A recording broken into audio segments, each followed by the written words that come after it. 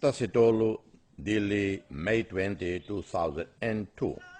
Leaders from around the world and millions of viewers witnessed the birth of Timor-Leste, the first nation of the 21st century.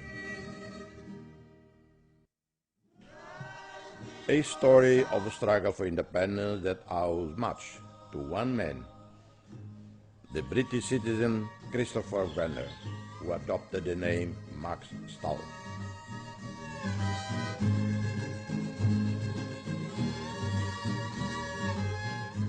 I was interested in Timor because partly it was a very strange case. I had grown up in Latin America. My father was a British diplomat in El Salvador, and I'd been there filming the war after that. And I was fascinated by the thought that there was this little country with a Latin history had been somehow or other able and willing to resist against massive odds at that stage for more than 15 years, with the estimated loss of around a quarter of the entire population at that point. I wanted to tell that story.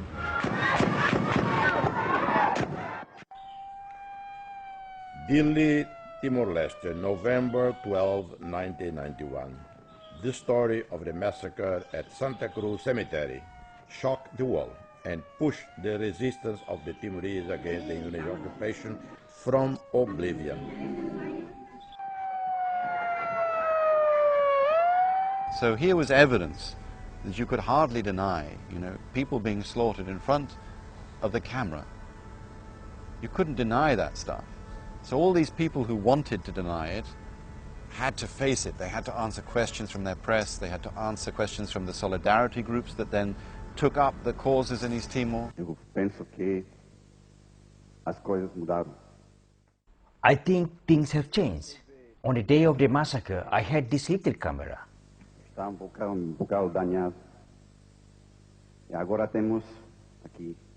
Today we have more sophisticated equipment to disseminate warning message, not just from Timor to the world, but from the world to Timor. De Timor para o mundo, senão do mundo para Timor. From then on, Max STHAL entered the liberation struggle body and soul, risking his life to give a voice to the main leaders of the Timorese resistance in the 1990s who were inside the country.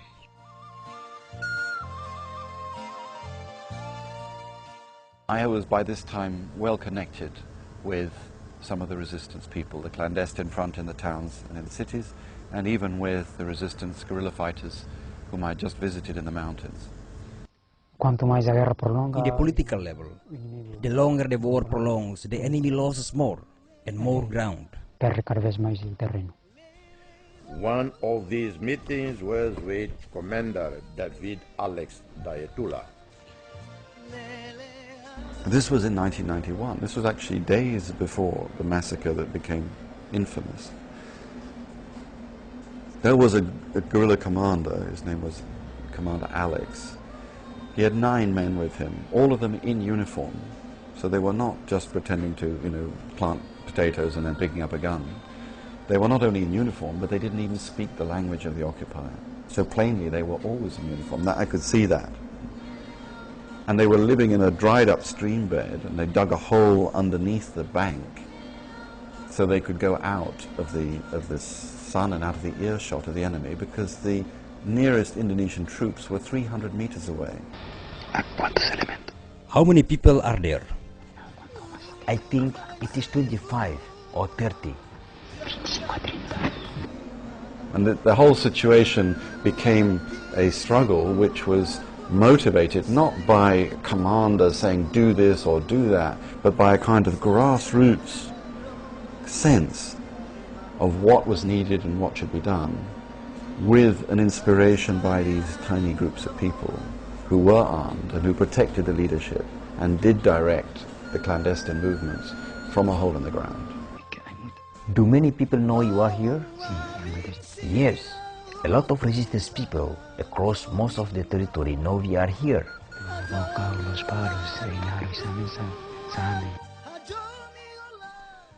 The deprived lives of the guerrillas, frail and poorly armed men fighting a powerful enemy, once again draw the attention of the world to the Timorese cause.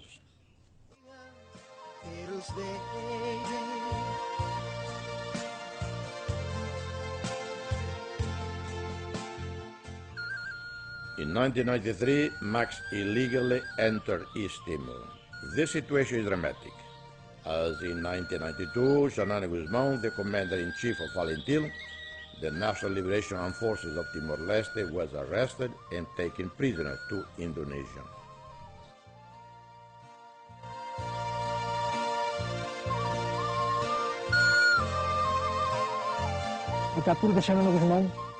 The capture of Xanana Guzmán motivated all Timorese. Today, throughout out Timor-Leste, our people are motivated. Nino Coni Santana takes command of the armed struggle.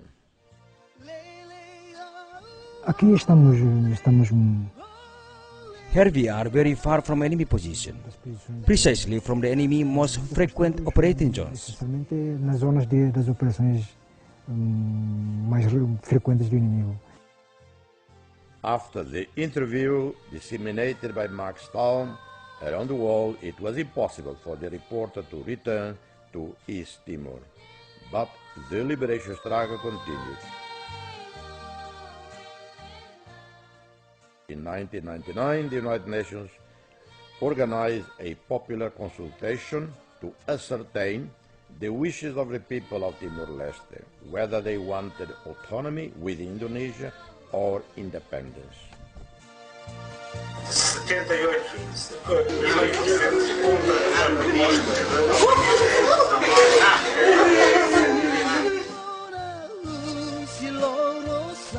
The thing really exploded when the announcement of the result came on the 4th of September. In the end, I think the fundamental reason was to say to Indonesians, just take a look at this. You want independence? Be my guest. This is what you'll get. At first, the UN headquarters served as a shelter. But days later, with uncontrollable violence, the UN removed all its international and Timorese employees from the country. Foreign journalists were also evacuated.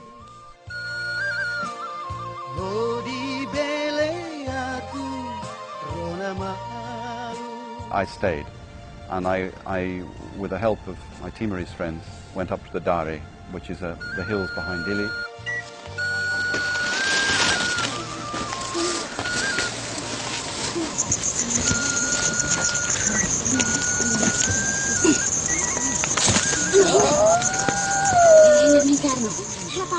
And thousands of Timorese ran for the hills during the night. They grabbed their babies, their plastic bags, their bits and pieces, and they scrambled up in pitch black the rocks. There was gunfire, some people were shot that night.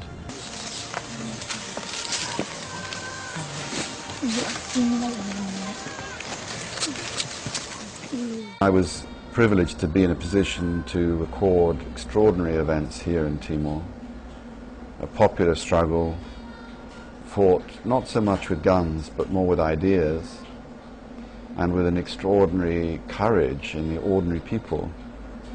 And I was aware that this story could also be lost.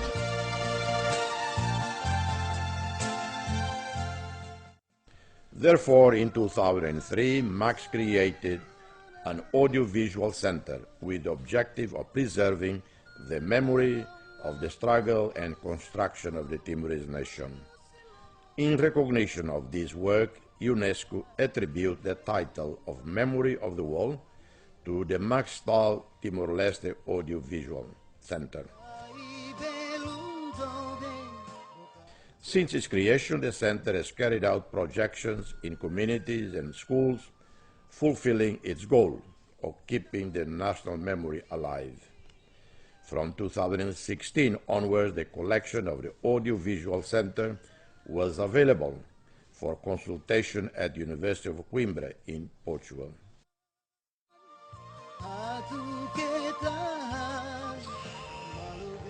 Eu não sei se estou a sonar. I don't know if I am dreaming, because being here in this place seems to be far. Far away from the place where I started this long path leading up to here. O lugar onde comecei este caminho longo que chega até aqui. Fiquei muito impressionado pelos. I was very impressed by people's values, how the Timorese had an attitude of dignity. In a situation of abuse, a situation of terror. Dignidade em frente a uma situação de abuso, uma situação de terror.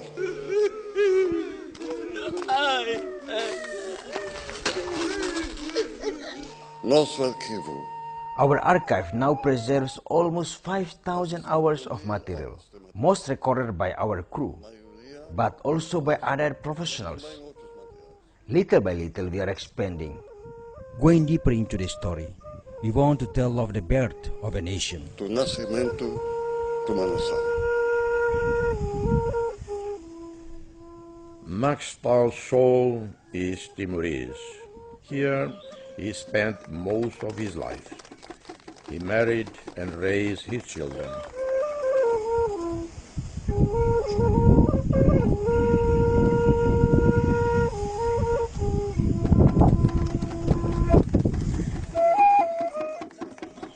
He worked hard, extremely hard, with his Timorese team, Max's second family.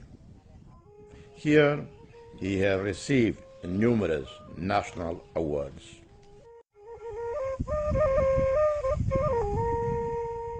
Max left us. He left the people of Timor-Leste. He left this world. He went elsewhere, but his spirit, his soul, his legacy stay with us. And I can speak for Xanana Guzmão, for Taur Matarrua, for Lere, for the so many heroes of this country, those gone and those who still with us. I can speak for the people of Timor-Leste, for the anonymous people, all who knew Max STHAL in person or know of his immense contribution to this country. And the best legacy that we can live up to, we can maintain, is the Max Audio Visual Center. Let's keep it, let's honor it, because it is a profound lesson of love, of integrity, of journalism to the people of Timor-Leste and to the world. Obrigado.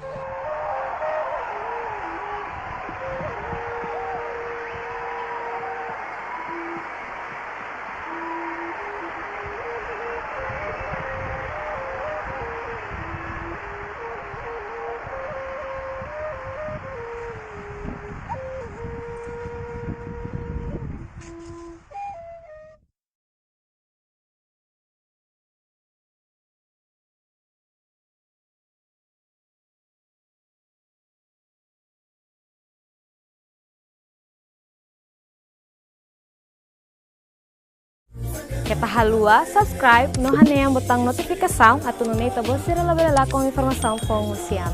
Obrigada.